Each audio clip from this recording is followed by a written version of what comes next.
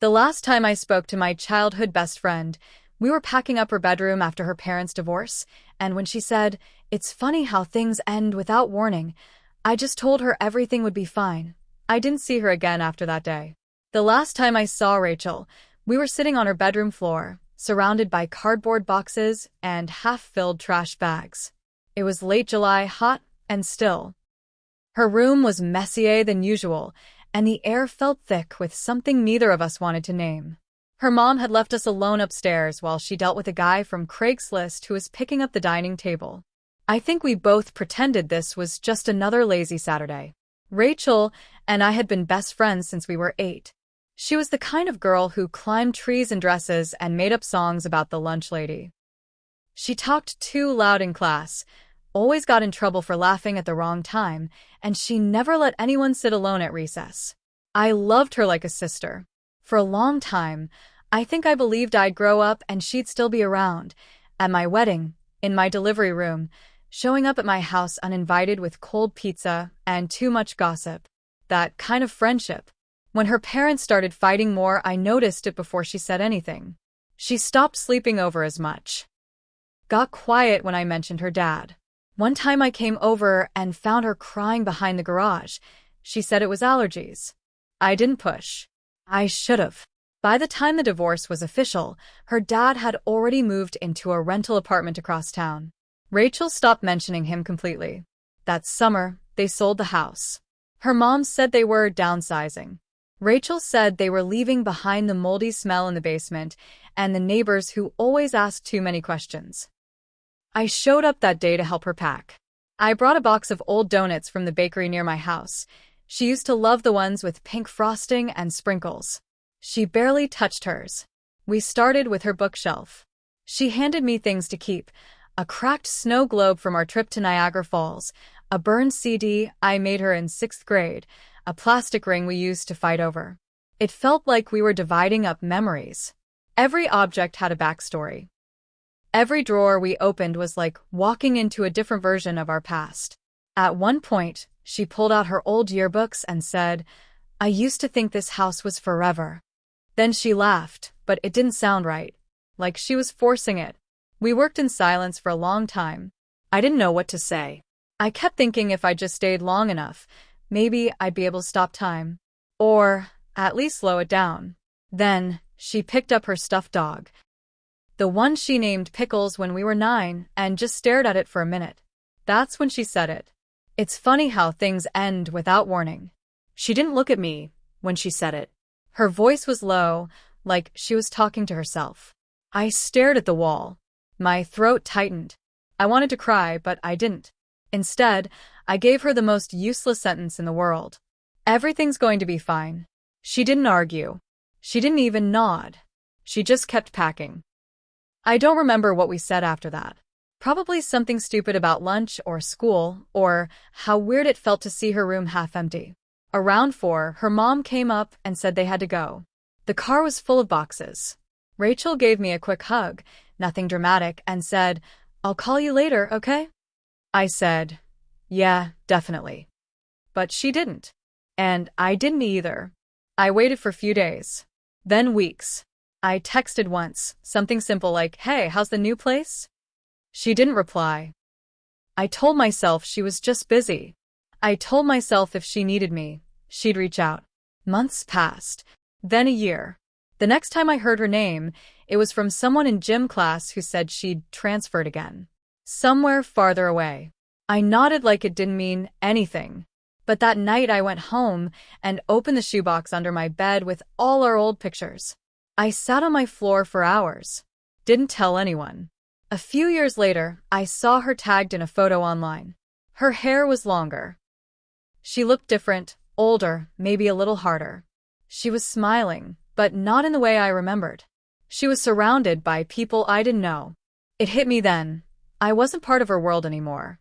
I hadn't been for a long time. And that moment, the boxes, the stuffed dog, the sentence I've never forgotten, that was the last time we ever really spoke. About a year after I saw that photo of her, I got a message from a girl named Sophie. She was a year below us in school. I barely remembered her. The message was short. "Hey, are you still in touch with Rachel?" Something weird came up. I felt my stomach drop. I replied, "Not really. Why?" She answered almost right away. "Someone posted this thing on a private FB group. I think it's about her. You should see it." She sent me a screenshot. It was from a private group for people who'd graduated from our middle school. Someone, a burner account, no name, no photo, had written a long post about a girl who used to lie about her dad being abusive, about how she manipulated teachers into letting her leave class, how she made things up for attention. They never said Rachel's name, but the details matched too well. Divorce. The stuffed dog. Even the name of our 6th grade teacher. I sat there just staring at the screen. I didn't want to believe it, but I also couldn't stop thinking, remembering all the times she'd gotten out of gym because of panic attacks. The bruises she'd once said were from falling off her bike. The way she used to say, "Don't tell anyone," right before dropping a heavy story in my lap. I always believed her. I needed to believe her. That was our thing. We were honest with each other. Or at least I thought we were. I didn't sleep that night. The next morning, I tried looking her up again. Her old Instagram was gone. Facebook inactive. I sent a message to someone she'd been tagged with in that last photo. It was awkward, but I asked if they were still in touch. They said they hadn't heard from her in months. Said she'd left in the middle of the semester, no goodbye. Then they added something I wasn't ready for. TBH, I think she made some stuff up. Not trying to talk shit, just stuff didn't add up. That was when the guilt kicked in. Had I been helping her lie? Did I ignore red flags? Did I let her use me to make her stories seem more real? I remember telling our English teacher once that Rachel wasn't feeling well again, so she could leave early. She thanked me afterward like I'd covered for her. I always thought she was just going through something horrible, something she couldn't explain. I thought I was protecting her. Now I wasn't sure what I had been part of. I dug through my drawers that afternoon and found the old birthday card she gave me in 8th grade. There was a note inside. "I don't know what I'd do without you. You're the only one I can be real with." I didn't know if that made it better or worse. I sat on my bed holding that card, feeling like the whole thing had cracked open. Not just our friendship, but my own memory of it. What was real? What was fake? How much of our closeness was built on stories I never questioned? And why did she disappear the way she did? 2 weeks later, I got a call from a number I didn't recognize. It was around 10:30 at night, and I almost let it go to voicemail, but something told me to pick up. It was her mom. Her voice was thinner than I remembered, softer, but also more tense, like every word was walking a tightrope.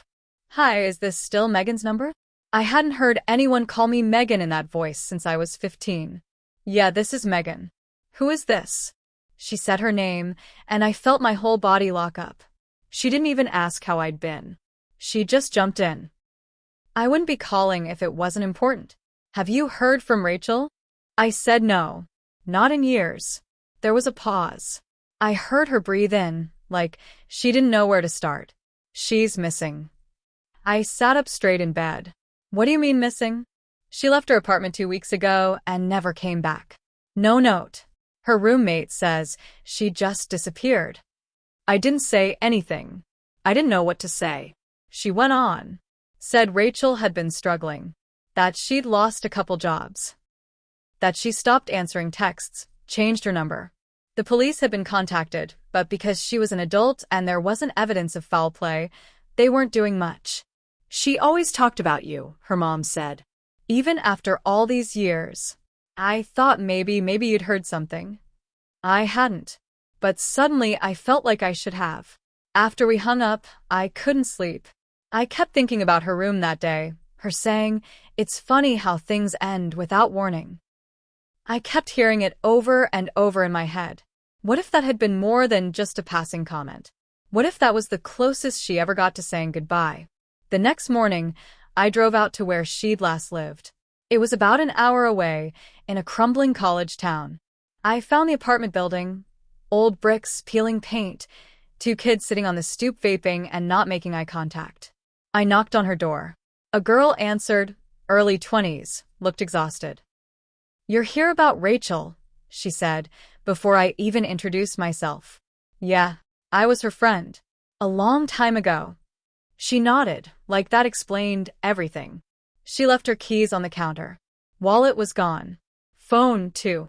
She didn't say anything. Just packed up a small bag and walked out. Did she seem okay before that? The girl hesitated. She lied a lot. About stupid stuff. Said she was in grad school. She wasn't. Said her dad died. Then said he was in rehab. Sometimes I think she believed her own lies. I stood there, not knowing what to say. Then the girl looked me in the eye and said, "She talked about someone named Megan. Said you were the only real one." I think that broke me a little. Because all this time I'd been trying to figure out if she lied to me, and it never occurred to me that maybe she hadn't. Not completely. Maybe everything else was fake. But we were real. Or maybe that's what I wanted to believe. She vanished without warning, and the silence she left behind has its own kind of weight. People like to romanticize that sort of thing, the quiet girl with the messy past who disappears and leaves everyone guessing. But the truth is, it's not poetic. It's not mysterious. It just hurts in a slow, confusing way. One minute you think you know someone better than anyone else in the world. The next, you're standing outside an apartment door asking questions that no one can answer. And yeah, I'm angry. Not in the way people expect. I don't slam doors or curse her name or tell dramatic stories about how I was betrayed. It's quieter than that. It's the kind of anger you carry in your chest without showing it. The kind that creeps into your thoughts when you're folding laundry or walking past the place where you used to buy donuts together. It's the kind that makes you second-guess every moment, every time you defended her, covered for her, believed her without asking why. I think what hurts the most isn't that she lied. It's that she never gave me the chance to decide if I'd stay after the truth. She took that choice away from me. She made the ending hers. And if she ever does come back, if she shows up on my doorstep tomorrow, I don't know what I'd do. I don't know if I'd hug her or shut the door in her face. But I know I wouldn't say everything's going to be fine this time. Because now I know better. Some things don't get fixed. Some people leave, and that's just it. And the rest of us are left sitting in the middle of their mess, trying to figure out if any of it meant what we thought it did. That's the part no one prepares you for, realizing you might have just been a chapter in someone else's story when you thought they were the whole book.